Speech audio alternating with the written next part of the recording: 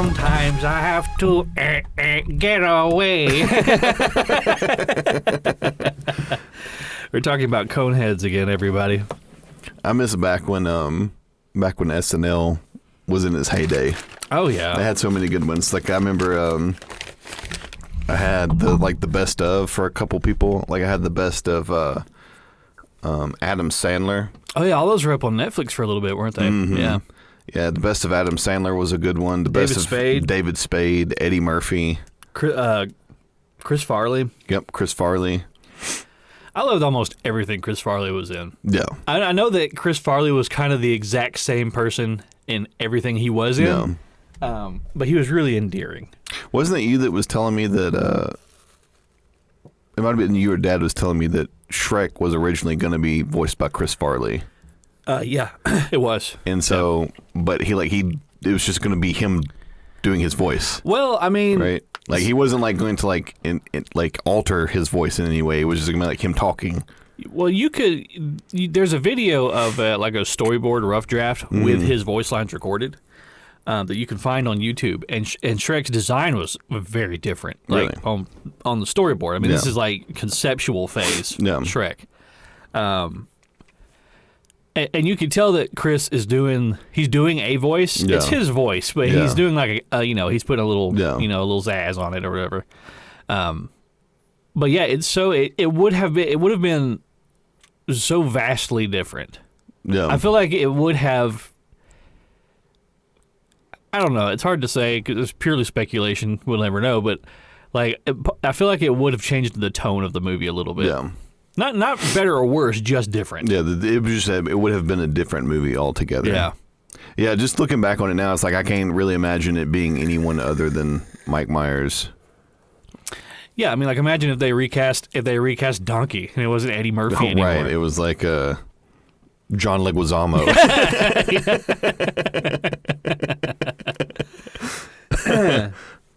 I mean, yeah, all of those characters. The funny thing about Shrek is, if you go back and you watch those movies, is, they really knocked it out of the park with that cast.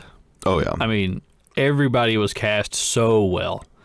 It would be really difficult to, I think that they are going to make another Shrek movie. I wish they'd stop. Well, yeah. See, they need to let things just end. Yeah. Right. That's what stories do. Right. They end. Then they're done. Right. But that said, though, have you seen Puss in Boots: Last Wish? We took Autumn to go see it. It was actually really good. It is really good. Yeah. It's really, really good. Yeah, it's a really good movie. I really enjoyed it. There's a lot that I want to say about that movie, but at the end of it, they sail away on the boat, and they're going to far, far away, which of course is where Shrek and Fiona are. So I think they're leading in. They're doing an MCU type of thing. The extended Shrek universe. Yeah, the deep Shrek lore. Yeah, but that movie was. I watched it one day just because I was feeling very ennui. Yeah. I didn't have anything to do. I was just kind of sitting there, and I was like, well, let's see what's streaming, and I saw that, and I was like, oh, I'll give it a watch. And one of the things that really, that stood out to me right away was the style. Yeah. It was so stylish. Yeah. They kind of did the same thing that Into the Spider-Verse did, where they animated on 2s and 1s, a little bit lower frame rate, but very, very high graphic fidelity. Yeah. And it's not for every scene. It's only in some scenes. Right. A lot of the action scenes are the action scenes, are kind of a lower frame rate, which is, which sounds like it would be a weird thing to do, but it's so stylistic. It's almost as if you're looking at a comic book. Almost, yeah. Which I think is why that worked for Into the Spider-Verse, right? Which is a gorgeous movie. Yeah, it really helps the characters pop off the screen as far as the contrast between them and the background. Yeah, definitely. Which is funny because if you go back and you watch Shrek 1 or 2, everything is everything kind of exists on the same plane. Right. Which, I mean, they're still, graphically they hold up. Yeah. They're good movies. But they are a bit samey. Yeah. As far as what you're looking at. Yeah, it's kind of flat. It's very flat, yeah. Tangled is actually the same way. Yeah. Which, I know a lot of people really like Tangled, and Tangled also has a good style to it as well. Yeah. As far as like a Disney movie goes, they don't really... It's one of the better ones. Yeah, they don't really deviate from style very much. No. Like, they don't really branch out and try anything that's kind of, brave, stunning and brave. But yeah, I think flat's a good word for it. Everything looks like it's just kind of ironed onto the same layer. That said, it is, graphically and technologically speaking, it is impressive. But I think the style, if you have a good style, that really stands out above most everything else. Right. Like, did you ever play Borderlands? I think I've seen you play it before, but I don't think I've ever played that game before. So the first Borderlands is, it takes place in like a brown and gray wasteland, which every game did back then. No. But they did a really interesting thing with the art direction in that game. Everything was very stylistic. It was very like thick outlines, almost kind of cell shaded. Like if you're looking at a guy, like there's not a ton of texture on him, and like his shirt is all the same color white. Regardless of like which part of it's in the sunlight or whatever. Whereas like a game that's striving for realism would have like his shirt would be kind of dingy a little bit or whatever. This was like color by numbers looking kind of thing. But it worked. It made it stand out. And Borderlands 2 kind of takes it even further. They keep that same style but a lot more color. They add a lot more color. And everything, it pops. But I think that,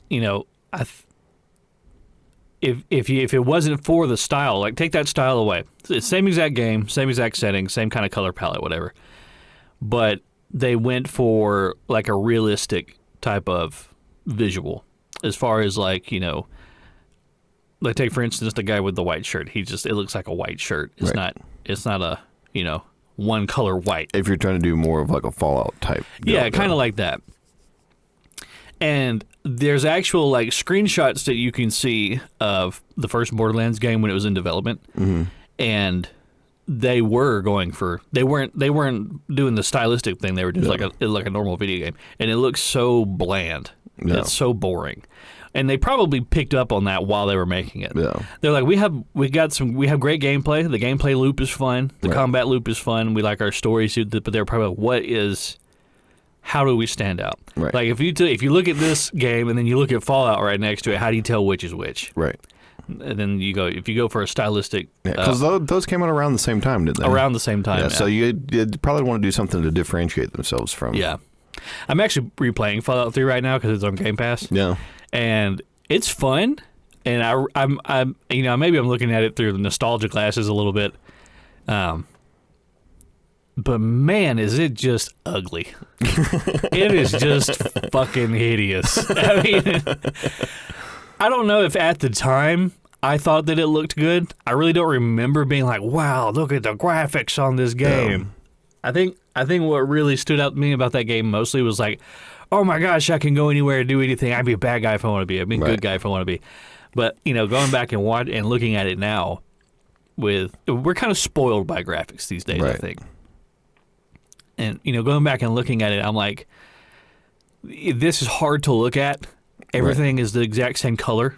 It's all the same gray. Yeah, the textures. Everything. Yeah, sometimes the textures don't render. Yeah. I was like, this is flat. I was like, but the core gameplay is what carries this. I was like, if it was any other game that looked like this, they'd be like, what the fuck is this? It's like a Scrapple in video game form.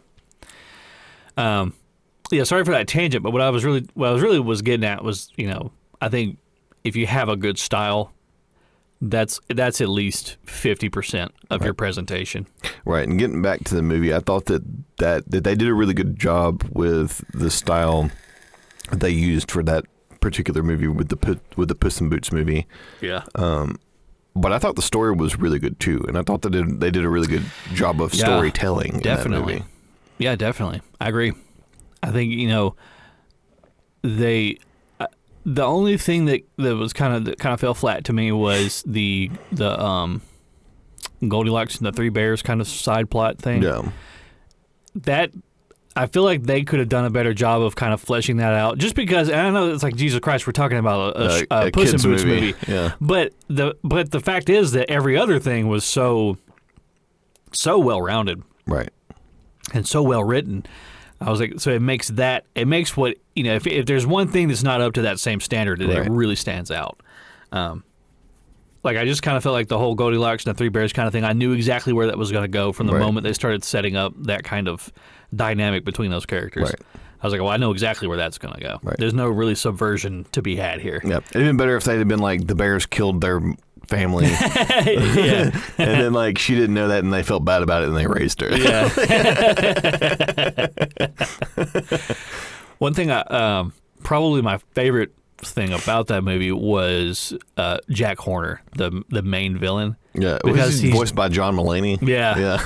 Because he's such a villain. Yeah. He's just evil. Yeah. And it's like, sometimes that doesn't work. If you have a guy who's just evil because he's evil, he's just twirling his mustache and hey, that. Yeah. You're like, that's kind of boring. I mean, but Jack Horner had motivation. He wanted to get the wish. Yeah. Like, everybody had the same motivation, but for different reasons. Yeah. But every time that Jack Horner was on screen, every time the main villain was on screen, he was doing something bad. Yeah. Really drive the point home. Yeah, which is like, that's what you want him to do. Right.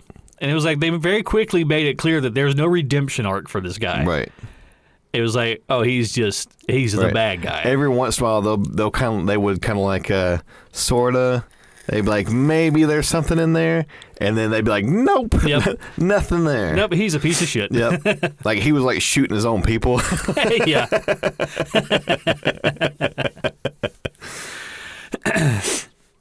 One thing that I thought was also really good about it was, you wouldn't think this would be the kind of thing that they would touch on a children's movie, but the kind of the existential dread of your own mortality. Right. Which is like, wow, that's... Yeah, with the wolf and everything. Yeah, that's really deep. That's deep for, like, adult content. Like, but we're putting this in a kid's movie. No. But they did a good job of, kind of telling that story, packaging it in a way that I think a kid could at least enjoy it without coming out of the theater and having, like, 1,000-yard stare, you know? No, yeah, I thought that they really did a good job of writing the story so that it kept the kids like engaged with the movie. Yeah. But then also putting stuff in there like the jokes, like there's some like kind of over the top humor. Yeah. Where like only the adults will get it. Like they did a good job with that. And like you said, like there were like part of the story, like the subplot of the story, like you said, was the main part was getting the wish. Right. But with Puss's arc, like his was like facing his own mortality. Yeah. Like via the wolf or whatever it is, right? Yeah. So like that was also good for the parents as we're like with the kids, they're like, that's just another bad guy that he's had to face. Yeah, definitely. I mean, in the way that they handled the idea of mortality, Puss doesn't win against death. Right. He comes to a draw. It comes to a draw. Yeah. Which is about the best you can hope for. Right. And he even says, the wolf says to him, he said, we'll meet again. Yeah. And he's like, oh, I know. Yeah. And Puss himself says, I know I can never defeat you. Right. He's like, but I'll never stop fighting for this life. Right. And I think, at face value, that's just a hero doing a hero thing. Right. But if the subtext there, of course, is, we're all going to die one day. Right. It was like, but with the time that you have, you do the most that you can. Right. So yeah, I was very, very impressed with that movie. No. For almost every single aspect of it. Yeah. Yeah, I thought the DreamWorks really hit it out of the park with that one. I thought they did a fantastic job. And it's so funny comparing that to like Shrek 3 or Shrek Forever After or whatever it is, where they were just kind of milking this cash cow. Like, there's all these desiccated corpses in there, just like sucking all the money out of them. I like it when they give, when a studio gets a chance to, when they let the writers write. Yeah. And just let them do their thing. It's like, okay, we're not beholden to any kind of, marketers or anything like that. Like, our main goal here is to tell a story. And they just let the writers have at it. Because that always comes through in the final product. Yeah. Always. Yeah, I thought they did a really good job of storytelling, and I thought Yeah, I thought it was a really good movie. Like I was pleasantly surprised, like with how they did with that movie, because I know that there's been some kids movies that they're just flops. They're not any good. Yeah, like there's like Cars 2. Yeah, Cars 2. like recently, like Disney hasn't put out great content as far as like kids movies is concerned. I mean, it's been okay, but I'm not really familiar with a whole ton of it. Yeah, like if I'm watching, the only reason I'm aware of it is because you have a 5-year-old. Yeah. If I'm watching anything on Disney Plus, it's stuff that I saw already, like from my childhood, or I'm watching The Mandalorian. Yeah. Which, Jesus Christ, have you watched The Mandalorian 3 yet? After I watched the first season, I just kind of stopped watching it. So, I really enjoyed it for the most part. But this last season, the last 2 to 3 episodes in particular are so flat. Really? And so just meh. Like there was one that people were all up in arms about because it had Lizzo in it and Jack Black. Yeah. And people were just mad because Lizzo was in it, and that's where it began and ended. Yeah. I didn't like it because it was... Did they just seem out of place? Like they took them, they're like, here's Lizzo and Jack Black. Oh, absolutely. Yeah. It was kind of that conversation we had a while back where it was like, if you take somebody who's so recognizable and you stick them in something and have them play a part, it's very hard to look past the fact that you're looking at fucking Jack Black. Right. You know, Jack Black works in a movie like School of Rock. Right. Because it's just him being him. Right. And so it fits. But if you take Jack Black and you put him in fucking Star Wars. Right. It's like, I'm just looking at Jack Black. He wandered onto the Star Wars set, you know? And I don't have an issue with Lizzo being in Star Wars. I mean, fucking, they put Bill Burr in there. And let's be honest, Bill Burr, he did a really good job. It, yeah. I just kept expecting him to like snap into a bit or something. I had said before, like one of the first episode that Bill Burr is in, he shouts at the Mandalorian. He goes, "Get that gun out of my face, Mando!" And it just sounds like Bill Burr. It makes me laugh.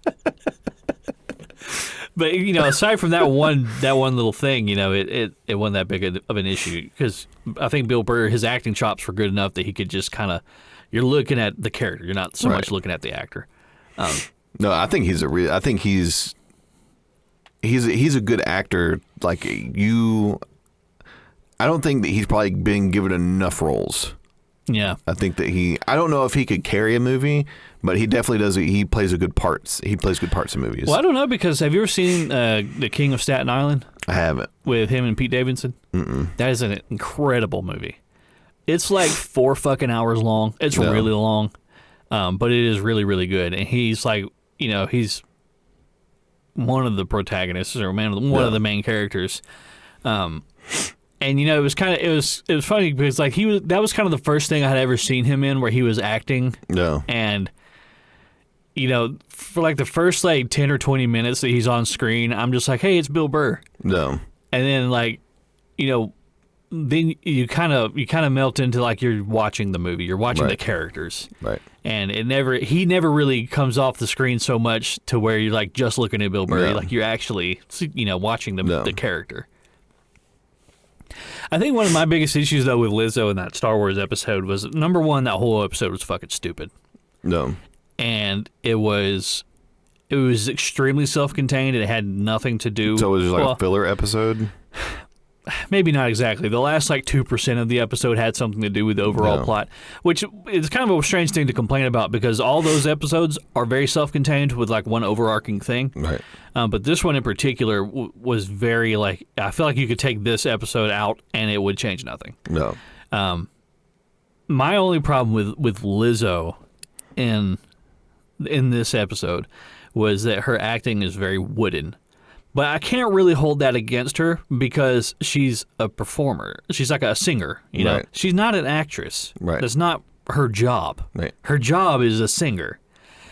So it was kind of like, you know, the only reason she was in there was so people could say, "Hey, look, it's Lizzo." Right. It's the only reason she was in there.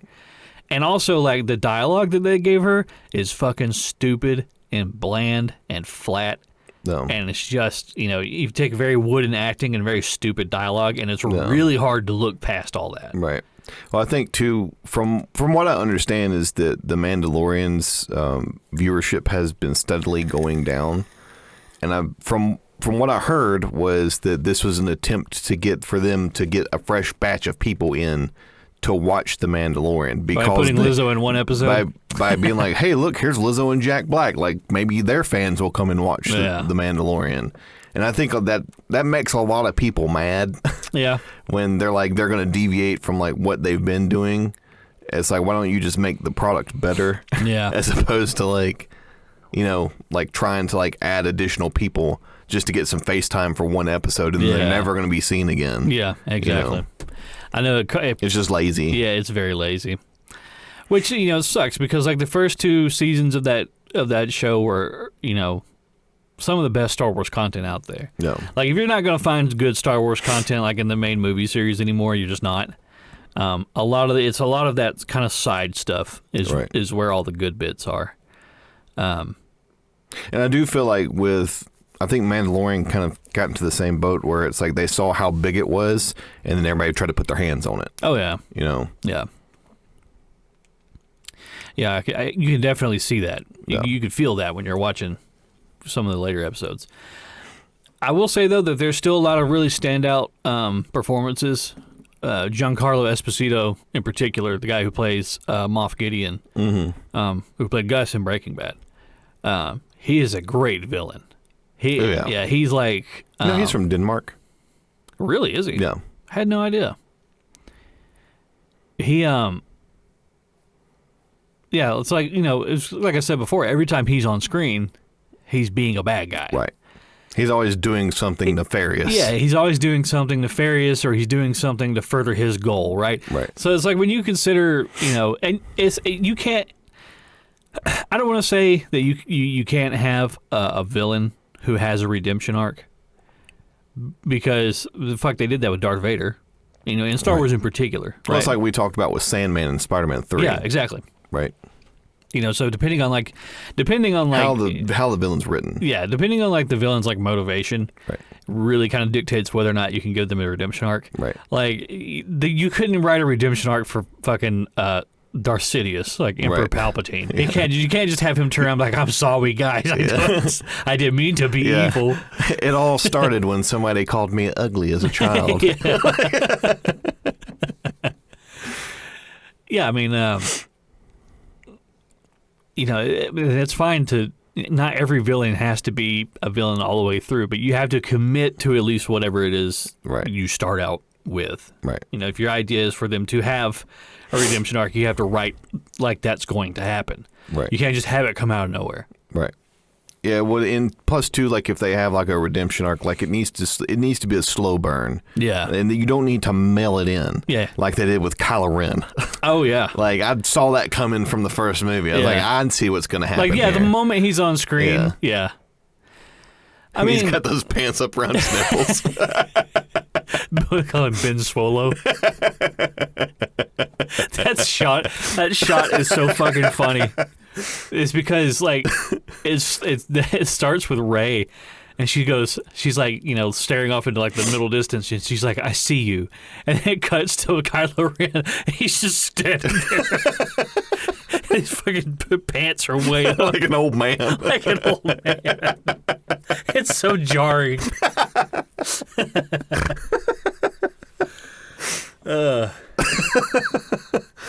Oh God. That was another issue that I had with the sequels was how it treated the original series,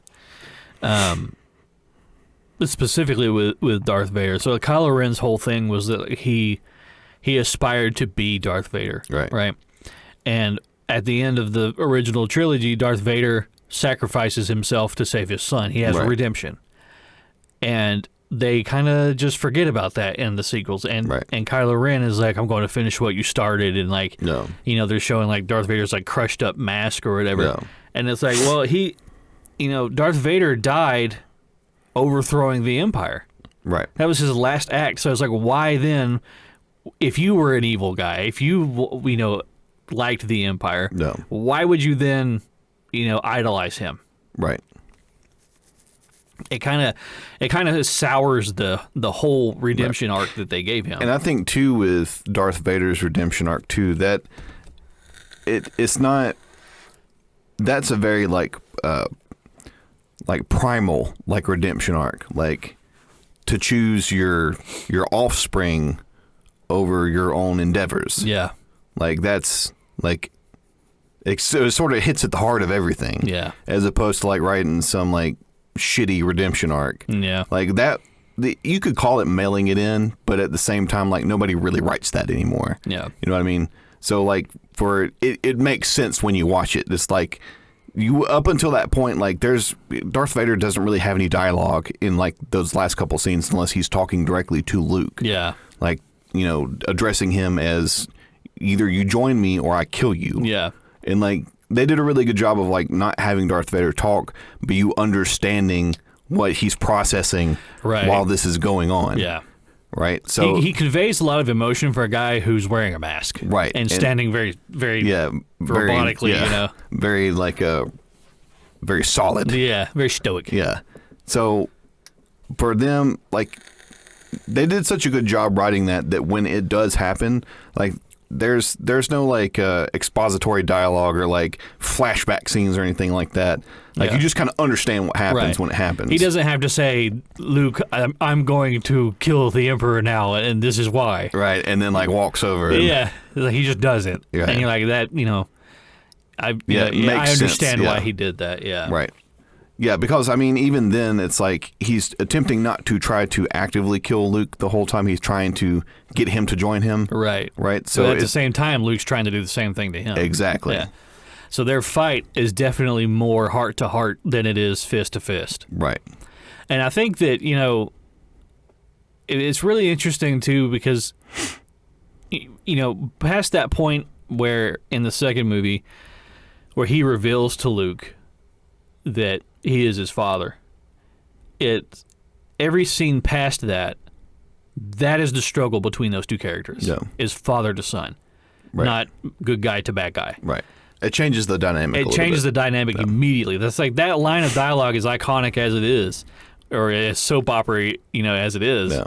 It is the turning point for the relationship between those two characters. Right. Every time that they're speaking to one another again, they're speaking father to son. Right. They're not speaking bad guy to good guy, which is how they were speaking to each other up until that point. Right. Correct. So it would be super fucking weird if like after they made that reveal and then they meet each other again and they're trying to kill each other, like very viciously. Like they get in a fight at the end of the movie or whatever, or at the end of the last movie, but that their physical fight is more of a symbolic thing. Right. Both of their internal struggles is what it stands for. Right. More than who's the better lightsaber swinger. Yeah. Right. The thing with like lightsaber fights is all the best ones are in the prequels. Yeah. Specifically, Ewan McGregor and Christian Haydenson. Yeah. Like in the last movie, like when they're having their little bout or whatever, because it's just so fan servicey. Right. Everybody just wants to see a good lightsaber fight. Even in the first one, in Phantom Menace with Qui-Gon and Obi-Wan and Darth Maul. Yeah. Even that one's really, really good.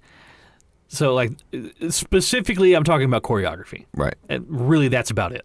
Everything else is kind of stupid. Right. But in the very first Star Wars movie, A New Hope, the only lightsaber fight that happens is that one between Obi-Wan and Darth Vader. At the end there, right? Yeah. And it is so slow and clunky. Yeah. And, Darth Vader's character, his suit is very restrictive. Like, the actual actor's suit is very restrictive, so he can't do a lot of, like, flourishing movements or whatever. And I can't remember the guy that played Obi-Wan. I can't remember his name. But he was like an old man. Like, it's like, so he's not going to be doing flips and shit. Yeah. It's really funny because there's this one scene where he spins around. He does like a spin to swing at Darth Vader, and it's so slow. No. He's just like, I'm coming around. It's so dumb looking. Well, I think that the way that they wrote I guess you could call it choreography, but the way that Vader, like in 4, 5, and 6, the way that he fights, like with the lightsaber, it's very slow, methodical, but it's like there's a train coming. There's nothing you can do to stop it. Yeah, just an unstoppable force. Like there's no reason for all this inefficient movement. Yeah. When I can just do this and kill you. Yeah, it's very like streamlined. Right. One thing, if you go and you watch the original trilogy on Disney Plus right now, it's all the edited versions. Yeah. Like there literally is, unless you own a physical copy, which no one does, there's no way to watch the original theatrical cut of A New Hope, the very first ever Star Wars movie. The only ones you can watch are the ones where they've gone back and edited a shitload of things. And there's one scene in particular that, it's so out of place because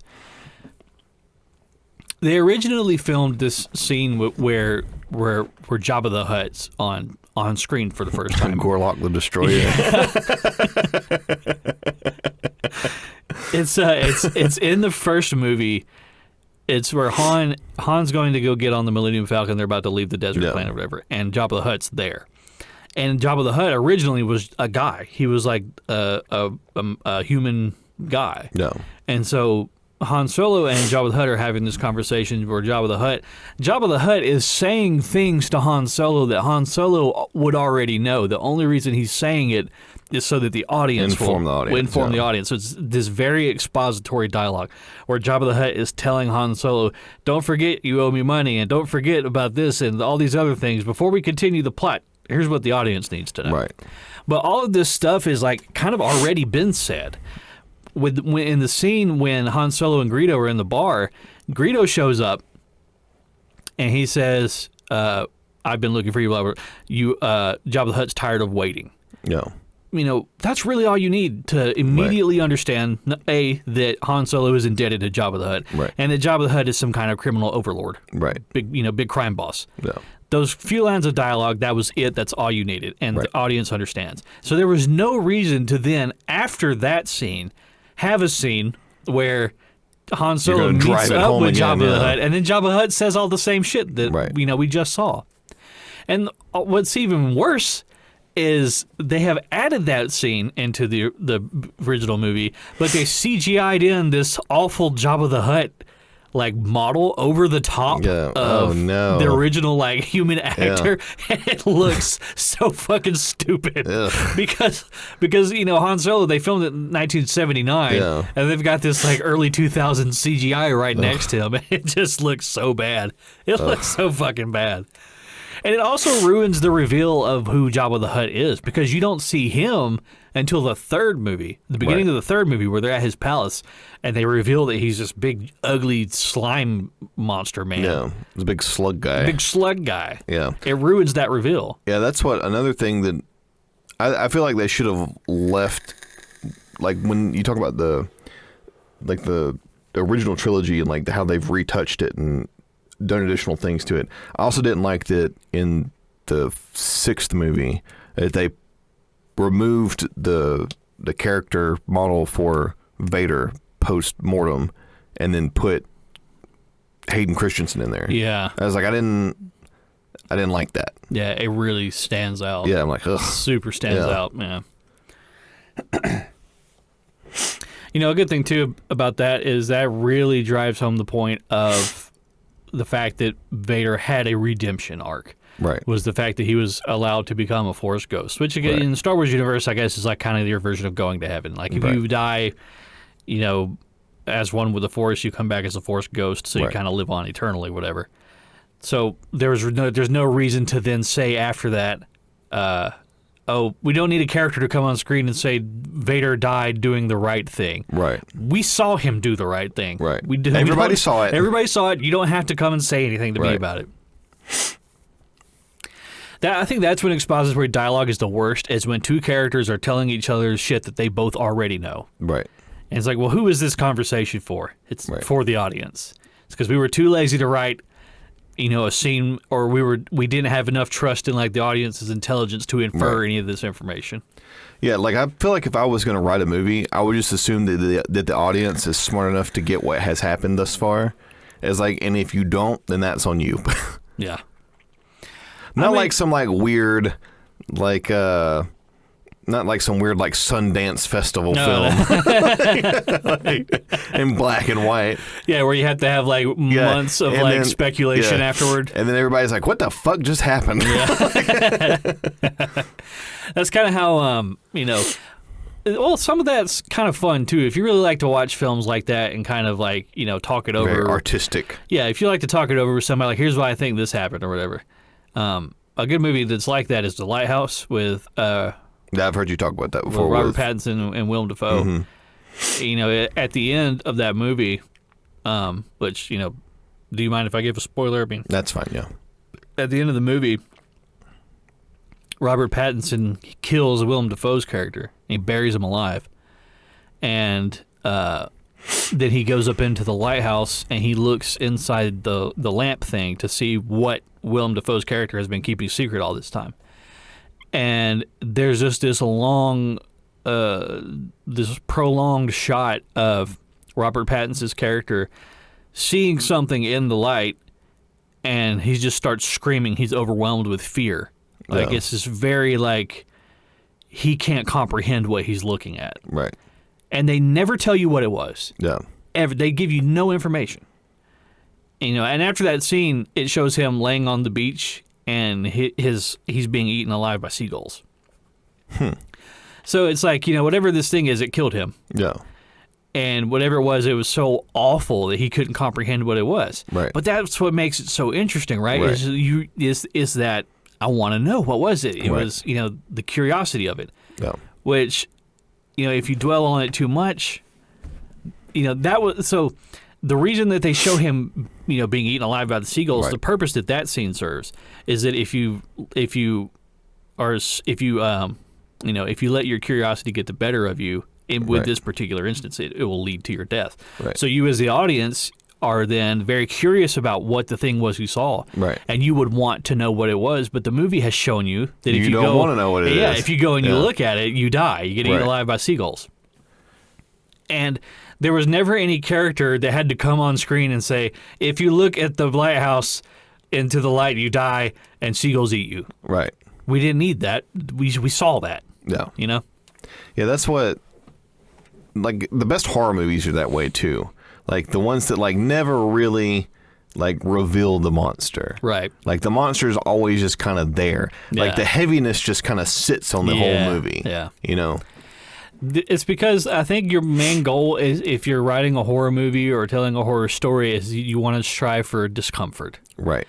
Because then, like, you won't, with a horror movie, like, you kind of let the audience's imagination do the heavy lifting for you. You build that dread because when there's a lack of familiarity, there's a presence of dread. Right.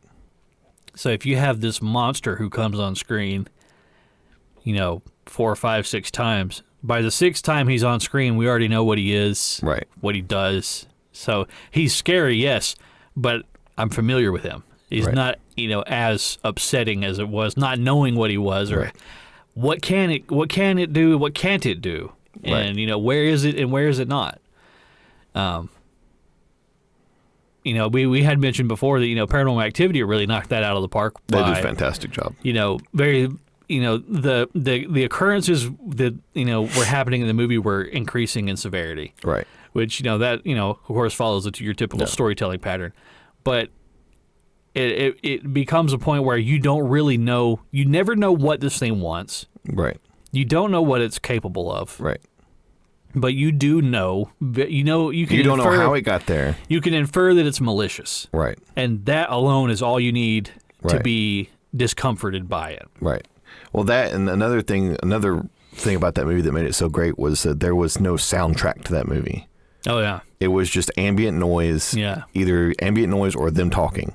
And that's it. That's all there was. There was nothing that ever broke the tension. No. It's heavy. It's very heavy. The whole movie. Which is, That's why I'm conflicted about like the second movie. Yeah. And I think there's 5 total. Like there's a bunch of them. Really? Yeah. Yeah, I remember watching the second one. I was like, this is all right. Yeah. But I mean, it's certainly not the first one. The thing about the second movie is I've already seen this. Right. I've seen this movie before. Right. Like you kind of know the setup to what's going to happen, right? And then in the third movie is when they start trying to build this lore behind everything. Ugh. There's this really stupid trope. It's like its name is Zool. There's this really stupid trope in movies like that where something happens to a character and they don't quite understand what's going on, and they do this fucking stupid Google search. No.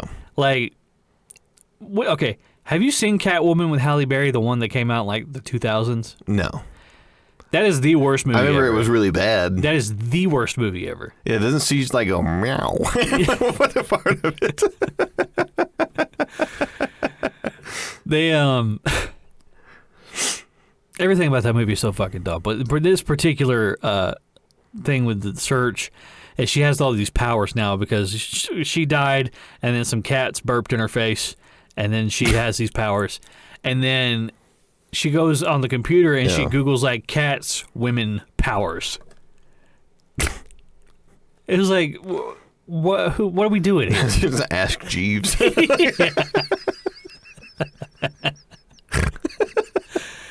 Another movie that came out around that same time was the Daredevil movie with Ben Affleck. Oh, yeah. And that movie's fucking stupid. Yeah, that's not a good movie. That movie's real fucking stupid. Yeah, the early 2000s had some real misses. There's a scene in that movie where Carmen Electra is... Oh, yeah, I forgot she was in that movie. She's like training or whatever. She's in her training room. She's got her little size, she's stabbing the dummies. And they're playing Wake Me Up by Evanescence. Oh, yeah. And it is just so 2000s. Yeah. Like just to the point where it's just assailing. And it's like I know for a fact that when they did that, I knew exactly when that was filmed. Yeah. I knew that when they did that and they edited that, they put that fucking song in there, they were all high-fiving themselves in the fucking editing room. They're like, this is fucking sick, dude. They're right with their spiked hair, their Jinko jeans. Like a puka shell necklace. Yeah. But man, it did not age well. It aged like milk. Very, very bad. Well, and Carmen Electra's not really known for her acting chops anyway. Well, Carmen Electra is the character. The who's the actress though is that's going to drive me insane because I do know who you're talking about. It's probably like Liv Tyler or somebody. She was big during. Which is weird because I've only ever seen her in 2 things. I saw her in, of course, Lord of the Rings. Right. And then... It looks a lot like her dad. Yeah, a little bit. Like, I remember... Who was the bad guy in that movie? Was that Bullseye? Yeah. And it was... Colin Farrell was... He had that fucking target carved into his forehead. Yeah, who's so and he's dumb. like throwing darts at people or something like that. It was so dumb. Jennifer Garner. Jennifer Garner, yeah. Yeah, he was... there's a scene at the beginning of that movie where he like throws a bunch of paper clips into a dude's neck. Oh, yeah. and he's got this fucking like leather jacket.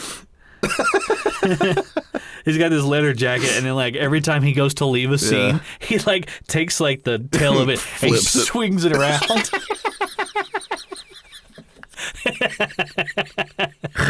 It's so dumb. Oh, it's so dumb. I'm surprised like he didn't like get in his car and like he turn on corn. I mean, Oh my goodness. Oh god. What a fucking crazy time the early 2000s were. Like specifically in media. Yeah, specifically media. Yeah. Well, because it was like the advent of the internet was like really getting kicked off. And like that, and there were some really questionable fashion choices. Like you said, with the Jinko jeans, like the frosted tips, spiky hair look. Yeah.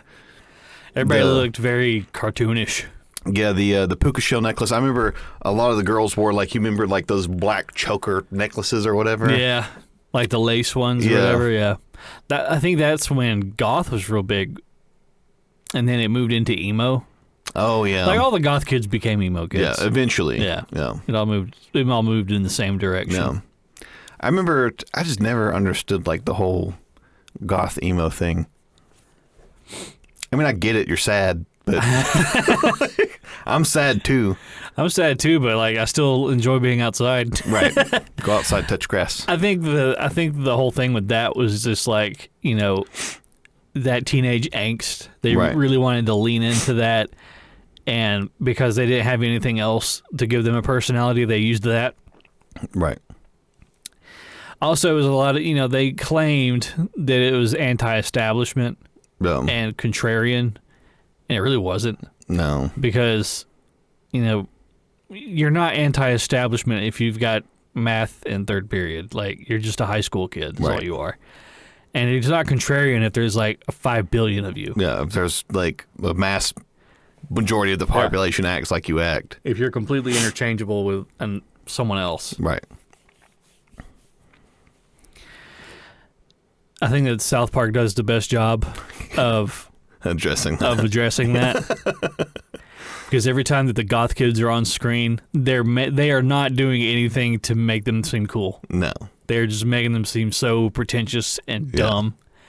Which is funny because they'll use the goth kids on that show to poke fun at like the other like subsects of that, like the emo kids and like the vamp kids. Yeah. Oh man. It's so... I just remember, like, being in high school, and, like, yeah, like, everybody has, like, that teenage angst and everything. Yeah. And I guess it, like, manifests itself in, like, different ways. And I understand, like, as a teenager, you're looking for acceptance by your peer group. Mm-hmm. Like, you don't want to be the odd man out. That's who you spend most of your time with. Yeah, you don't want to be the odd man out in high school. No. Like, that's not a good look. Like, because you spend a large majority of your life with these people. Yeah. As like, this is your peer group, the people that grow up in the same vicinity as you, all in the same town, all in the same town. Is like, and you've been in school with these people from kindergarten all the way up through like 12th grade. Yeah, and like now you're trying to actively fuck one of them, trying to get one of them to fuck you. Yeah, trying to get one of them to fuck you. So like, you don't want to be the fucking weird kid. You don't want to be the unfuckable. Yeah, you don't want to be like piss pants, like, piss pants, boner kid. Yeah, but yeah, you don't want to be boner kid. You'll never shake that. I think that, like, when you're a teenager, man, you're just being pulled in so many directions. Right. There's so much that's happening as far as, like, you know, changes in your body and your psychology and even in your social life, right? Right. Like, you're getting new friends, you're losing old friends. You're probably at a point where, like, family members are starting to pass away. Right. You're dealing with that. School has become a bit more intense. Right. You know, you're starting to realize, like, you're on the precipice of adulthood. Right. You don't really, you know, you're not really super looking forward to that. You know, you kind of want to be a kid, but you don't want your friends to know that you're a kid. So you're just you're really being pulled in several different directions all at once. Well, it's not only that, but it's like, but then you also have like all these outside influences that are telling you like, oh, you're the future. You need to make sure that, you know, you make right decisions and good choices. Putting all this pressure on you. And it's like that might be the case, but y'all are still fucking in charge here. Yeah. So it's like, quit you fucking haven't it up. retired yet. Yeah, you haven't retired yet. You're still clocking in there, buddy. So, I mean, like, there's just a lot going on. So I guess I kind of, from that standpoint, I understand like why a lot of kids in high school go through like weird phases. Yeah. Whereas like eventually you phase out of it and everything kind of comes together. Right. And you kind of find a direction. And typically, you know, whatever that is, that's kind of the direction you go. Right. Very rarely does anybody ever kind of, you know, coming out of high school into college, you know, do they change much after that? Like once you get into like your late 20s, that's kind of who you are. Right. And you more or less refine that version of yourself. Right. You don't turn 40 and become goth. Right. Is what I'm trying to say. Like you really kind of go one direction after that. Right. And a lot of times it's born of, oh, geez, look at that guy. Granddaddy Longlegs. There's a big spider descending from the ceiling. Yeah, nobody really like, or what I was going to say was you end up being more focused on things like I need to make sure I don't fuck up at my job, right, so that I can continue to buy food. Right. And it's like you don't have get the pills that I need. You don't have a lot of like extra time on your hands to like be worried about stupid shit that doesn't really matter. You know what I mean? Whereas like in high school, it's like, yeah, you might have like your little job at McDonald's or something, or whatever the fast food restaurant might be. And, you have your schoolwork that you have to keep up with. But really, other than that, like, you don't really have any like, outside responsibilities. You don't have to worry about paying bills. Yeah. Unless, it's, of course, like, if your parents make you, like, pay your cell phone bill or put gas in your car or whatever it might be. That's probably something that is very beneficial to growing up, I think, is if you give your kid something to be responsible for. Right. Not necessarily like...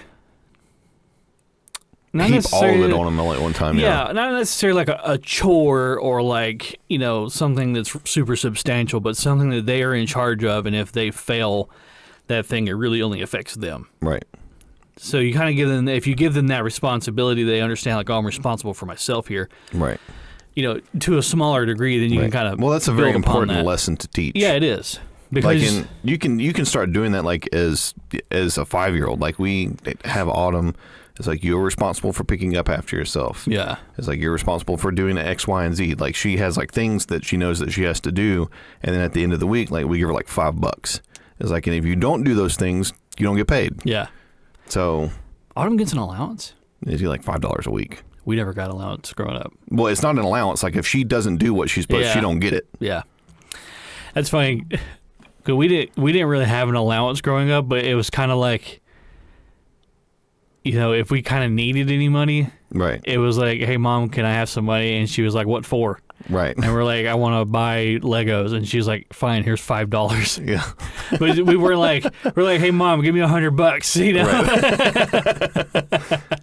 But and it's also helpful, like what I found with her, like to help her like with counting, because like we'll sit down and we'll be like, all right, let's count and see how much money you have, and then we'll like go through like, here's 1 to 1, like this is what 1 represents. Yeah. If you put another 1 with it, that's 2. So this is what 2 represents.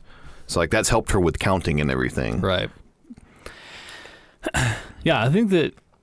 It also helps her with money. So, like, when she goes to, like, buy a toy, we have to be like, no, you don't have enough. Right. Like, you need to save up more money if you want to get the big toy. That'll give her kind of that idea of what saving means. Right, exactly. I think an important lesson there, too, is, like, if you save up your money and then you spend it all on the big thing, you will soon realize that the novelty of having the big thing wears off, and you're like, wow, I wish I had that money. So that's an important lesson to learn as well. Right. Yeah, there's buyer's remorse. Oh, yeah, big time. Well, while we're on the topic of early 2000s type things, and before we run out of too much time, let's just jump into our Super Crits Thursday pick that I posted less than 12 hours ago. But by the time Tuesday rolls around, people have had a chance to see it. Actually, before we even do that, let's bring in the podcast. Yes. So hello and welcome, everybody, to episode 70 of the Thicc Bois podcast. Hey, look at that. That's a crazy thing to say. Yeah, what an incredible achievement. Congratulations to us. Yeah.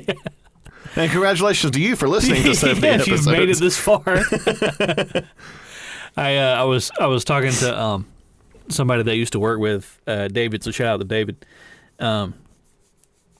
He was like, yeah, man, I've been listening to the podcast. He was like, I binged all 68 episodes. He was like, what? He's like, I wish you would like release more. And I was like, man, the best we can do is one a week. Yeah. it's like you just listened to like 2 years worth of podcasts. But yeah, we who knows? One day maybe we'll do. If we get to a point where we can do more than one episode a week, we definitely could do that. Yeah, absolutely. And we'd be more than willing to. We just kind of have to get there. Well, like in our personal lives. Right. It's kind of, we can eke out 1 hour and a half for this, and that's about the best we can do right now. But who knows? We'll see. In between jobs and families and everything, it gets difficult. Yeah. I've got a turtle now. Yeah, you've got a turtle. That's a big responsibility, apparently. More than I think you had anticipated. Yeah, definitely. There's a lot going on with that. I got to figure out how to get him to stop stinking. It smells very turtley down here. But yeah, so our Super Cringe Thursday pick. This is, there's not a bunch going on here, but it very perfectly encapsulates the era that it's from. It's a recording of an Xbox Live message that somebody got. And it starts off, and this guy was like, the guy within the message he goes, "You're just jealous that I can do something with my hands that you'll never be able to do your entire life. So yeah, you're gay." And then he starts playing this terrible, like, Enter Sandman riff from Metallica. Yeah, he's like, bow, bow, beep, bow, bow, bang.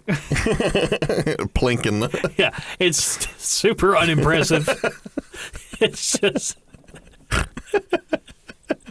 I just know that guy, he just felt so big. Yeah. He felt so big sending that message. And I love the confidence in. So yeah, you're gay.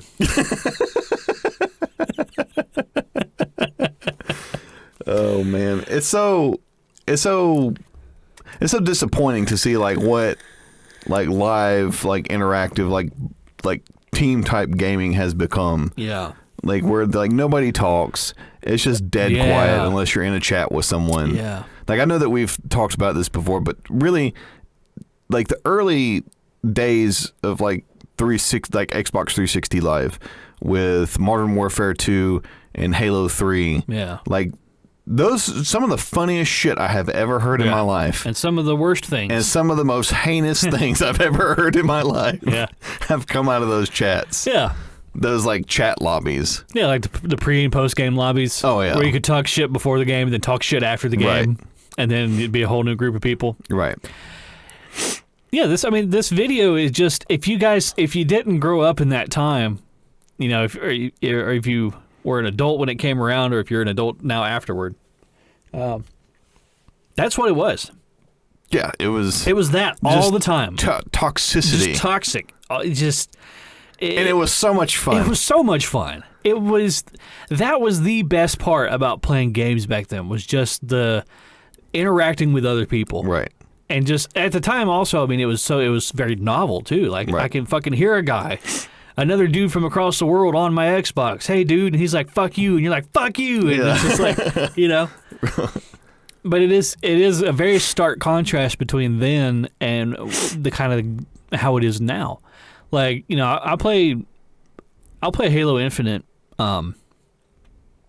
They will release like weekly challenges. No. And so I'll log on and do all the weekly challenges, and then I won't play it for a few days. No. But every match that I'm in is just quiet.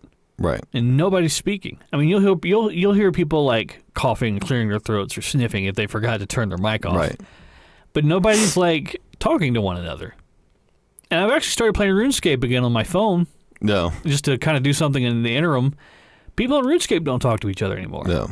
Do you remember when you would go like... It was chat text. It was just chat text everywhere. Everybody was talking to everyone all the time. Right. And then now it's quiet. And I feel like, I don't know if it's got something to do with like the newer generation coming along and maybe they're introverted or people have their own chat lobbies or chat rooms with Discord. Like I know a ton of people use Discord while they play games to talk to their immediate circle of friends. Right. And they don't really so much talk to strangers. Right. Well, that's what we used when we were playing GTA 4. I think we used Discord, didn't we? Yeah. Yeah. Well, that was the only way we could hear one another. Right. And I feel like also a lot of game developers are trying to move away from the social aspect of it a little bit. Yeah. Which just seems like a strange thing to do. Because if you have a social aspect of whatever your thing is, that's how you build a community. Right. Because you have other people interacting with other like-minded people in this place that you have cultivated for them. That's how you get them to stay. It's how you get them invested. Right. But, Okay, think of it this way. If you went to a store, let's say Walmart. You went to Walmart, and there's nobody in Walmart, ever. The only time you ever go to Walmart, or the only time you go to, when you go to Walmart, the only person in there is you. Right. You would be kind of put off by that a little bit. You'd be like, why is no one ever here? That's kind of how it feels nowadays. Why is no one here? Right. And people are here, they're just not talking. But it's like, what's going on here? Yeah. Like, I can't, I don't have anybody to really, it feels like you don't have anybody to share this experience with. Right. Like, unless you're playing with someone, like over Xbox Live, like one of your friends. Yeah. Or somebody, in the same room with you. You really aren't sharing this experience, this social experience with anyone else. Right. I mean, some things are fine on their own, by themselves, a thing you can do by yourself, but if something is designed to be a social experience, it's not super fun to do that alone. Right. Yeah, so I mean, it's, like you said, it's with, like if you look back at, like the one that we all played, of course, was Halo 3. Yeah. One of the reasons why Halo 3 was so great was, number one, is like the gameplay mechanics were fantastic. The world building was fantastic up until that point. Yeah. And then, like, you had the live version, which was like, that's pretty much what everybody, like, I wouldn't say pretty much what everybody bought it for, because everybody did play the storyline. Yeah. Like, you could go in and like look at someone and like everybody had completed the campaign. Yeah. Because everybody was bought into the storyline at that point too. Right. So, but at the same time, like, everybody was drawn in because the multiplayer. Because it was fun. Because the multiplayer was fun, and then you had the Forge mode where you could go in. You create your own maps. Create your own maps and everything. That was huge. Yeah, and then then when they dropped all the DLC for like all the extended maps and everything like that, then they were like, oh, I remember when they dropped all those maps, because I remember they had all the skulls, and if you found all the skulls, then you got to, what was it? It's like if you found all the skulls, then you got the Hayabusa armor. I think you had to get all the achievements. Right. And getting the skulls was one of the achievements. Right. Yeah. And that was really hard. Yeah. Because I remember one of the ones is like with that one map where they had like the top part of the map and the bottom part of the map, and then like out on the outer edges, like was that big wall. You talking about the sandbox? Yeah. Yeah. And so, but once you go outside of where the sandbox is, it's like then those towers start shooting you. Right. It's like, so they're like insta-kill too. So you had to like find a way, yeah, like to get out to where that skull was at. And the only way to find it, out there. And the only way to find it was to get a sniper rifle and zoom in on it. Yeah. Like there's a lot of thought that goes in. It's very creative. Yeah. And I remember specifically, was it they had the fire helmet or whatever it was, or like you could get the fire. Yeah, if but that had to be given to you. Yeah, Bungie had to give that to you. Right. You had to pull off something incredible in game and record it, and Bungie see it, and then they would gift you the fire helmet. Right. Either that, or they had to be in a lobby with you when it happened. Yeah. Like so that kind of stuff there. Yeah, that's huge. That's massive. Because I remember if you saw somebody with one of those helmets, you're like, oh. Like they must have did something crazy. That guy's for real. Right. Or like when you saw people with the recon armor. Yes. Like I never got recon armor. Like recon was so fucking huge. Like it was a big deal if you had recon. Right. I mean, like that's how you drive engagement. Yeah. I mean, if you reward players for playing well, they will want to play. Right. You know, it's a lot different than, there's nothing rewarding about going into the store and buying a helmet that everyone else can buy for $10 or whatever it is. Right. It's like, you know, I get the same enjoyment out of that if I just gave $10 to somebody on the street. There you go. And I say thanks. And that's about the gist of it. Right. And I specifically remember, like, I know, like, with MCC, like, you gain experience points and that's how you rank up. But I remember back then, like, your ranking was directly tied to your performance in game. Yeah. Like, I remember, like, we played doubles a lot. Oh, yeah. So, but we were pretty good at playing. You and I were top ranked on doubles for a long time, yeah. So, but we were really good with doubles, and then, so we were ranked pretty high. Yeah. Like, but, like, there was other game modes, like, I wasn't ranked very high at all. No. Some of that stuff I sucked at. Yeah, like, I remember, like, I was pretty good at doubles, and I was pretty good at SWAT. Like, yeah. And I enjoyed Big Team Battle. I always loved Big Team Battle. Big Team Battle was always fun because it was just chaos. Right. Constant chaos. But like all that is so enjoyable because like you get an active sense of how good someone actually is when you're playing against them. Because like if you were to see somebody's ranking, like you know that's directly tied to their performance, right? Not directly tied to how long they've spent in game or how much money they've spent. Exactly. Yeah. The whole pay to win thing it's a cancer on. Right. And it just makes it unfun.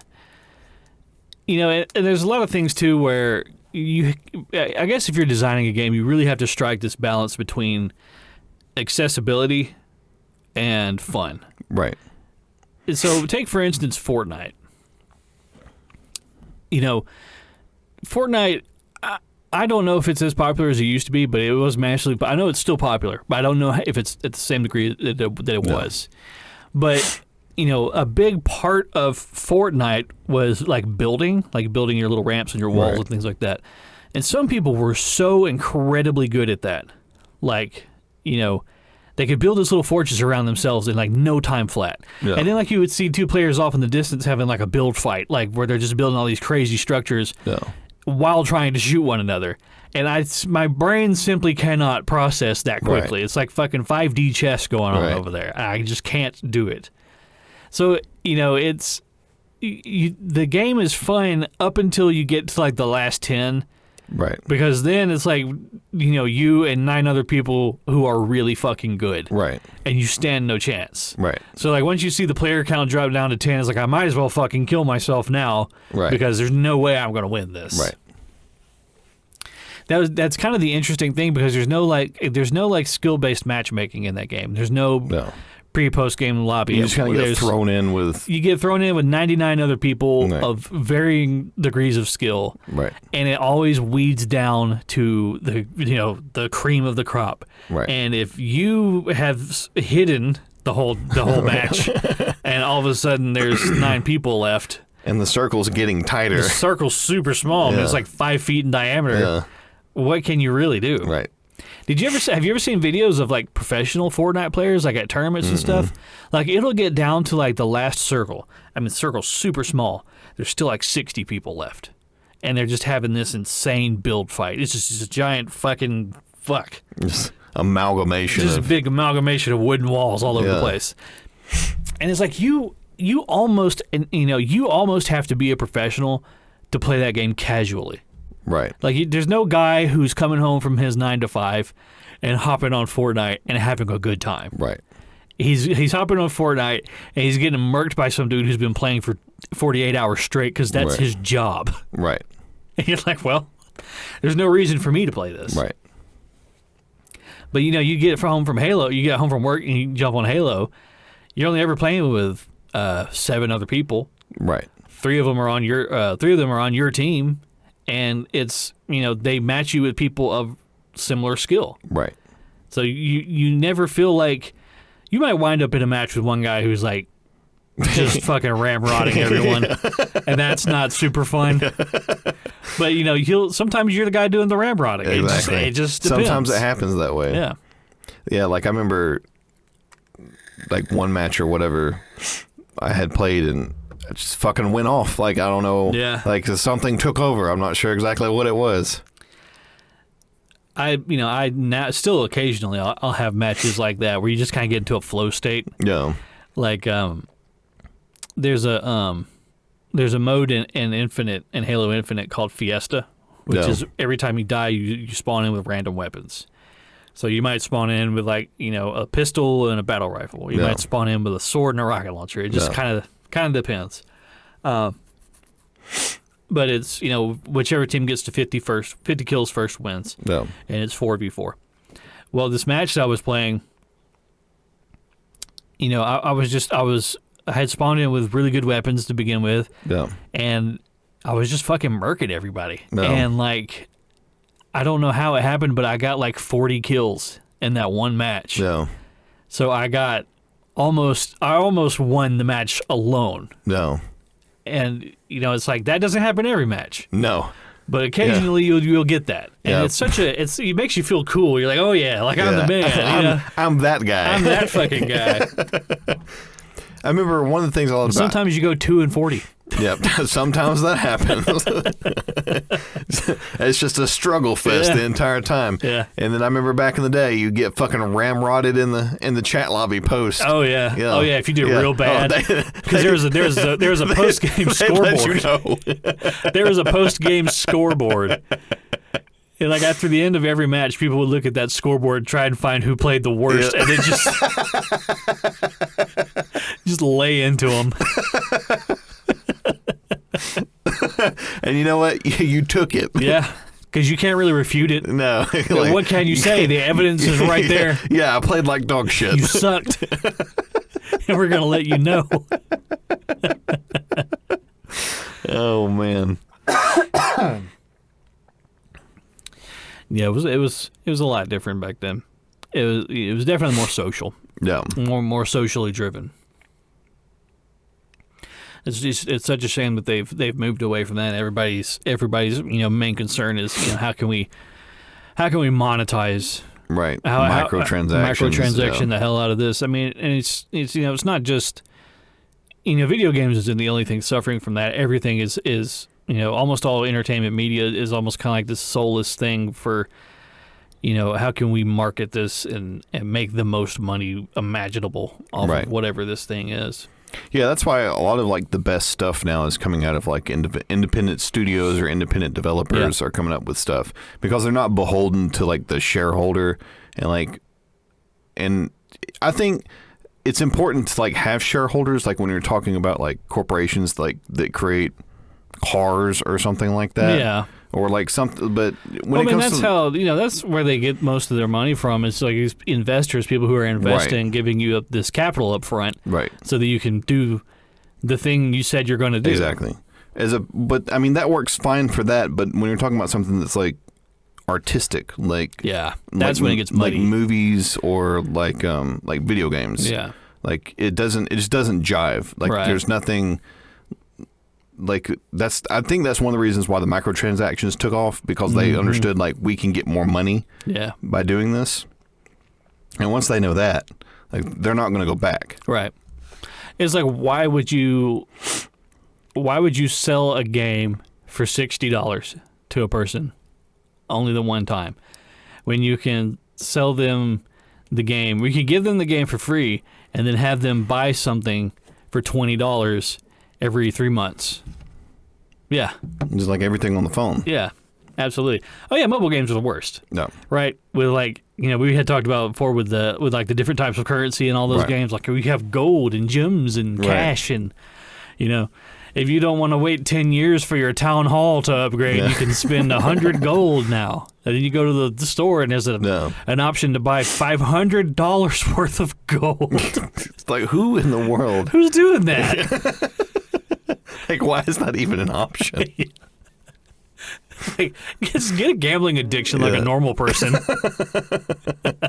Was it you that was telling me that, like, essentially, like, the people that go in and spend that kind of money on those games are they're all from like Dubai and like they're like these like oil families. Yeah, it's you can download any game like that, like Clash of Clans. Is a big one, still is a big one. Even fucking Angry Birds, and anything that has like a scoreboard, like a leaderboard. No. And then you go and you look at the leaderboard and look at all the names of the people who are on the top. It's all like Middle Eastern sounding names or it's very foreign names, foreign characters, like language or alphabet or whatever. And it's because you have these people who are, have, 500 years of generational wealth. Yeah. And have nothing to spend their money on. Yeah, somebody's great-great-great-great-grandfather was like a sultan or something. Something like that, yeah. It's like, well, there's no new things to buy. Right. I bought all the things. Right. So the only thing and there's still this emptiness. There's still this hole in my heart. So all I can do now is buy gold and Clash of Clans. And even then, that's not that fun. Yeah. Like, have you ever been playing a game and you put in a bunch of cheat codes? No. And it's fun for like about 4 seconds. Yeah, when you can like do God mode. Yeah. And then after that, it just kind of loses all Yeah, because there's no challenge. Right. You're not being challenged anymore. You're like, well, this was only fun for like a couple seconds. Right. Now it just feels empty. Right. Like, what is the point of this? Yeah. That's what I imagine having that level of wealth is probably like, unless you're like an insane evil person. No. Unless you're a very driven individual, and the way that you've accumulated that wealth is by hard work, and like maybe like if you owned a company that like you really were invested in, like if you were really invested in like technology, like coding and that kind of stuff, and like you were designing a search engine or like an AI bot or something like that, and that's how you made your money, then like of course then you would want to continue to work on that project. Like a lot of people who are self-made that are very wealthy, like they don't have to be told to go do something. They're just going to go do it anyway. Right. Like they would have done this even if the money didn't come. Right. Yeah. Because like that's sort of what they're driven to do. It's like kind of the money is kind of a byproduct of the passion. Exactly. I think if the passion's there first, typically that's where you see people who are mostly, who are workhorses, who just continue to build and create and design and things like that. But then you also, on the other side of that coin, you have people who are very uncomfortable with the wealth that they've amassed. Case in point, here's probably the prime example. Do you know who Notch is? Notch is the guy that created Minecraft. Mm-hmm. Like it was he created Minecraft. It was his thing. Like I don't even know if it was Mojang Studios. No. At first, I really think his name is Marcus Pearsons. I think it was just him making it, and it was called like Untitled Cave Game back in like 2008. Yeah. That's how long it's been, when it was created. Yeah. I think Minecraft officially released in 2011, and people still play it to this day. But the thing is, Notch sold Minecraft to Microsoft. I don't remember what year it was, but he sold it for some crazy fucking amount of money. I want to say it was $12 billion. Really? Yeah, hang on one I remember second. It was a pretty, like a lot of people played it, I mean, in like the early 2010s. People are still playing it. Yeah. Probably more people are playing it. No. Yeah, he sold it for, okay, I was a little bit wrong, $2.5 billion. Only 2.5. $2.5 billion to one guy? Yeah. To one guy. And there's all these videos, these like videos that people were kind of talking about what happened to Notch afterward, after he sold it. And he bought this, this big giant house in L.A., and, he had like a candy room, and he had, all of these fancy this, that, and the other, and, he would invite all these celebrities to come over and hang out at his house, and he'd throw these big parties every weekend. Yeah. But then it very quickly kind of lost its luster. Yeah. Because none of it meant anything. Right. And, he fell into a depression because, he was just one guy, and he got all that money. And so all of his, like, immediate friends and his relatives and things, they still have jobs they have to go to. Right. Like, 40 hours a week, I'm unavailable. Right. I can't just hang out with you, I can't just dude. hang out with you all the time. Yeah. And it was like, well, he kind of got to a point where he was alone in this world. Right. He was just by himself with all this money. Right. And there's only so many things to spend it on. Right. $2.5 billion. I mean, you work through about $1 billion of that, and then you've got everything. Right. That you could think that you would ever want. And after that, it's like this, now what? Right. What do I do now? I guess I just wait to die. Just wait to die with all my money. Yeah. That, I don't have it. It's, again, sharing an experience. Right. Yeah, that's what, even I think that if I won a bunch of money, like, I've thought about this. If I won the lottery, first thing I'd do would be to get a lawyer. Yeah, and set up a blind trust. Set up a trust, and then get like an accountant. Like, I have an accountant on, like, I hire them. Set up an estate. Yeah, like I'm going to pay, like, you are going to be my employee. Right, yeah. Like, I'm going to pay you yearly. Like, you work for me now. Right. Because, I mean, you could get, I don't know how much just a CPA would cost. Like a personal CPA. You could probably go to like a firm and just like, have a guy assigned to you or whatever. Right.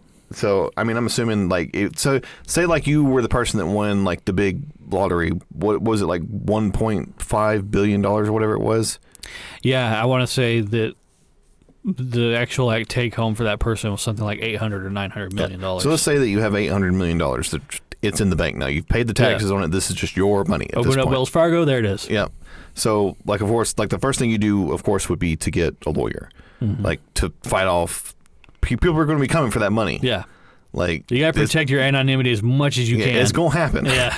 So, and I think Georgia, I don't think they don't disclose the information unless you tell them that you want to disclose the information that you won the lottery. I know in some states, like, they're like, no, you won. Like, we're going to tell everybody who you are, which I think is really fucking shitty. Yeah, I do too. And so, well, let's say like you were the sole winner of the lottery. Of course, like, you would get, like I said, the lawyer, and then you would get the CPA, and then I think after that, like, I would pay off all my debt and tell them all to go fuck off. And then, here's your money. Here's your money. Rotten hell. Leave me alone. Yeah. Rotten hell, you piece of shit. And then, like, after that, I would, like, pay off, like, all of our family, like, our houses. Be like, you now own your house. Yeah. And then, like, after that, I'd just probably go back to work. Right. Yeah. I had thought about that before, too. It's like, I'd pay everybody out of their debts. That way I could just set up my family and future generations to be safe, have like a safety net to some degree. Like, I would be like, this is me, like, trying to help provide you like like generational wealth, like moving forward for everyone. I would definitely continue to work. Yeah, I mean, because I can't. What am I going to do? I mean, by the time like Sunday night rolls around and all I've done is sat around, I'm dying to have a purpose. Right. Like, I need to feel like I'm doing something. Right. It's like, I don't want to go to work on Monday. But if I didn't have work to go to on Monday, what would I do the next day? Right. I'd just sit on my couch and play video games. Right. That's fun for like an hour. Right. And then it's like, well, 23 left to go. What's next? Right. Actually, I don't know. Probably what I would do is I'd start a cooking YouTube channel. Yeah, I mean, like I said, you like, as long as you like found a purpose, you know what I mean? Something that you enjoy doing. Purpose, and it's like, I'm responsible to do this thing. Like, even if it's like self-inflicted, like you said, like, you start your own YouTube channel like for something that you want to do. Yeah. It would just be like me cooking shit like Hamburger Helper. Right. Because nobody does a cooking show like that. There's always people creating like braised ribs and like brioche buns and things like that. It's like, no guys, like, here's how you make spaghetti. We got some Kroger brand spaghetti. We got some ragu sauce. It's going to be good. Everybody's like, here's how you make a Hot Pocket.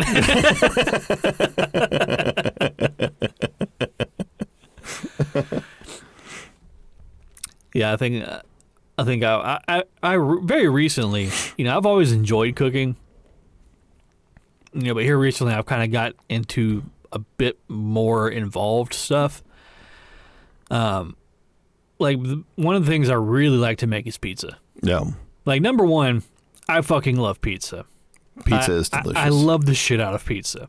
When I went to Italy, man, did I eat a lot of pizza. Yeah. Like, it was like, there's other stuff here, I don't care. That hot dog pizza. I'm here for the pizza. Even the hot dog pizza, I'll eat that too. If it's round bread with sauce and cheese on it. But I've gotten into where I like to make pizza. And what I really enjoy about it is making it and then sharing it with somebody. Right. And seeing them be like, wow, this is really good. Because you put in, it's not necessarily instant gratification, but it's like, if you put in the work and you make it and it turns out well and somebody else eats it and they enjoy it, it's like, all around, this was a good experience. Right. This was worth the time and effort. Right. It paid off. I mean, as much enjoyment as you can get out of eating a slice of pizza. No. I mean, there's a cap. Which is a lot. there's a cap there, you're not going to find purpose. Yeah. But it is fun. I've gotten to where I enjoy making just making bread stuff, like making stuff out of bread. Yeah. Because that's like a really cool process. You start out with like flour and yeast and all this other stuff. And, at the end of the whole thing, you have fucking bread. Yeah. Like previous to this, bread was just a thing I went and got at the store. Right. I hear sniffing. I hear sniffing at the door. What are you doing? I think we're going to have company for the last couple minutes of the podcast here. Hello. Hey, Lola. Hey. All right, go in. Oh, she's going under the desk. And here comes the big one. Bye. See ya.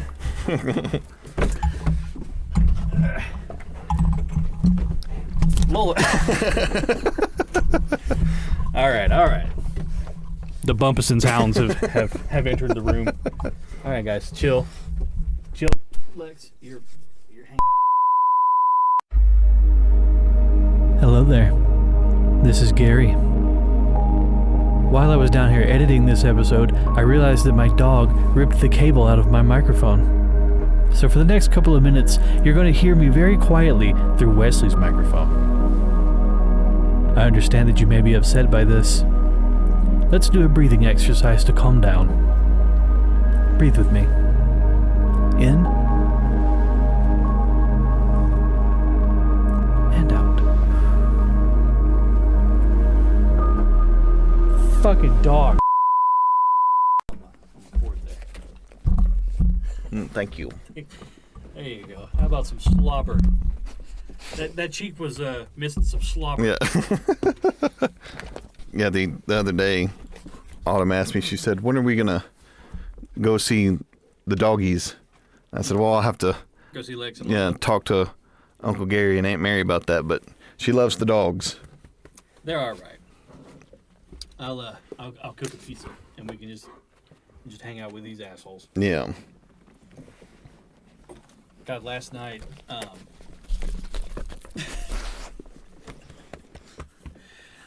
Lex was, Lex is crazy because he immediately starts dreaming.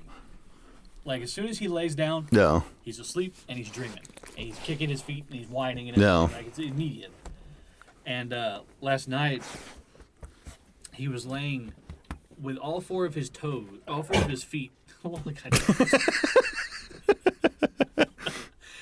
He was laying and he had all four of his feet in my back. Yeah. Like, just like he was, like, pushing on me. No. Which is not, not unnormal. No. Typically what happens. But he started, like, doing like this, and he was, like, kicking me in the back. Yeah.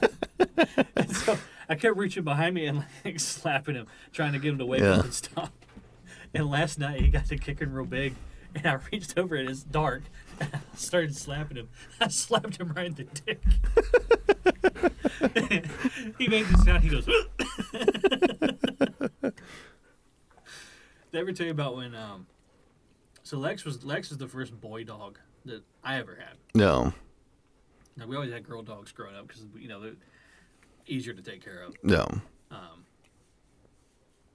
And he was probably about maybe 9 or 10 months old, close to a year. And we were playing with him. He's still got kind of a small puppy at the time. No. And we noticed that right next to his penis, he had this big lump. No. We're like, oh, God, what is this? No. Does he have fucking dick cancer? We're like, what's going on with the dog? And so me and Mary are both like poking at this lump. Like, what is that? What is this thing? It was his testicle. Yeah, it hadn't descended yet. It just kind of dawned on me while we're poking it. He's like, ah! I was like, oh, we're molesting the dog. That's his testicle. I remember, before we get out of here, I remember when I left to go into the military, me and Allison had Buddy. And Buddy was a big boy. He was a big boy. Yeah. Big fucking boy. I think when he was fully grown, he was 240 pounds. Jesus. So he was massive. That's 10 pounds less than what I weigh now. He was a big boy. Yeah. And we got him neutered. Yeah. When I think he was over a year old. He was maybe like a year and 6 months, about a year and a half old. There's a lot of there's never really a clear answer on that as far as like how old do they need to be before you get them neutered. Right. Like I hear all the way from like, less than a year to like 3 years. Right. So I always just defer to the vet's judgment on that. Right. Well, I mean, at that point, we're like, we don't want him getting any bigger. We need to like cut out his pituitary gland or something. And so, like, we went and got him fixed, and they apparently, I guess what they did is they like snipped like the tube that runs from the testicles to the penis. It's like a disconnection more so than a removal. Right. It's more like a vasectomy. Yeah. Right. Yeah. So they don't like go in and like lop his nuts off. Gild your dog. Yeah. And so he like we were sitting there, and he walked post surgery, like he walks by, and his nuts were the size of like 2 grapefruits. Oh no, they're swollen. And they were so big that they wouldn't hang down below, so they were stuck up behind his legs. Like 2 big softballs. And then, man. We took him back. Cause I think at that point I might have already left Allison, so she took him back to the vet. And because I was, I think, in boot camp at that time, and they put a tube in and drained all that fluid off of his balls, and then they just shriveled up and went away. I remember as a kid, like, nobody really got their dogs fixed. All the dogs had their balls. Yeah. Yeah, there's a saying, is like, I haven't seen that since balls on a dog or something. Yeah. Yeah. I mean, it's true. When's the last time you saw a dog that had its fucking balls? Like, never. Never. Like, none of them have their balls anymore. I mean, it is important to like, I think it's important to get your unless you're a breeder, of right. course. Because, sometimes things happen. I mean, right. all of a sudden there's 10 more dogs in the world that you can't take care of. Yeah, it's not like they're a 1-for-1 like most people. Yeah. You got to find a home for them. Right. They might not go to a good home, and then they have a terrible life. So right. you do have some responsibility to have have them spayed and neutered. But they're fun. These 2 guys, as expensive as they are, I never could have guessed. Yeah. I would be spending so much money on these fucking things. That's what I think. Your next one's to probably just get a mutt. Oh yeah. Some whatever Walmart dog. Something with good genes. Yeah. Yeah, that's the thing about purebreds too, and I don't know, maybe with them, because they're doodles, maybe it's not as bad, but I remember like just all the I wouldn't say like health problems, but he had a lot of skin problems. Like that's Lex. He gets like, his skin will get real red. Mm-hmm. You part his fur and see his skin is like really red. I think he has allergy problems or something. I don't know what his deal is. But I mean, Lex and Lola they're technically mutts. I mean, they're not like a registered breed. Yeah. They're actually like further removed from a purebred, because you have a golden doodle, which is a golden lab and a poodle, and a labradoodle, which is a Labrador and a poodle. But they are double doodles. Yeah. So they're even further removed. They're a golden doodle and a labradoodle mix. So they're as close to a mutt. They're like one step away from being just a fucking dog. Yeah, you throw like a chihuahua in there, and you got a mutt. I have no idea what the fuck that would look like. Just a little curly-haired chihuahua. Well, that's what I know. People love their chihuahuas. I fucking hate chihuahuas. Like I can't. They're all shitty. I've never. All of them that I've ever met have been awful. They're just neurotic little things. I've never had a good experience with Chihuahua. Yeah. I've never been like, oh, what a pleasant experience it was to meet and see that Chihuahua. Be around this Chihuahua. Yeah. It's because people don't train them. They think just because they weigh 5 pounds, they don't have to do anything with them. Right. But, I think that's about all we got time for. We had our guests came in right at the very end of the episode there.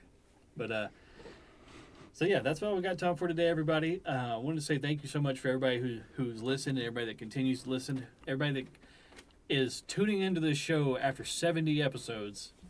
Thank you so much for continuing to do Yes, thank you. If people didn't listen, there'd really be no reason to come down here and do this. So we enjoy it. We're glad that you guys enjoy listening. So as always, make sure that you guys are, if you haven't yet, leave a like and a rating and a review on your preferred podcast platform, and share the podcast with your friends so we can help grow our visibility.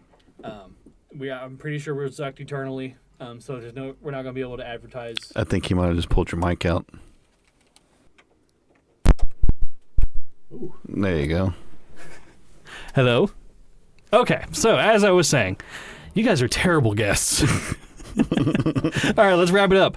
Wesley, do you have anything you'd like to say? One thing I would like to say is Happy Mother's Day to all the mothers out there. Yes, Happy Mother's Day. Without you all, none of us would literally be here. So literally. Thank you so much for, I don't know why you'd be listening to this podcast, but if you do. If you are a mother. Yeah, if you are a mother, Happy Mother's Day to you. I hope that you have a good Mother's Day. Shout out to my wife. Happy Mother's Day to you, and Happy Mother's Day to our mom. Absolutely. So we love you guys, and just want to let you know, like Gary said, if you're enjoying the podcast, remember to leave a like, rating, or review. It does help with the algorithm gods. Yeah. So we really do appreciate all the support that we've received while we've been doing this podcast. So thank you so very much. We do appreciate it. Yeah. All right, everybody, that's the podcast. Thank you and goodbye. All right, bye.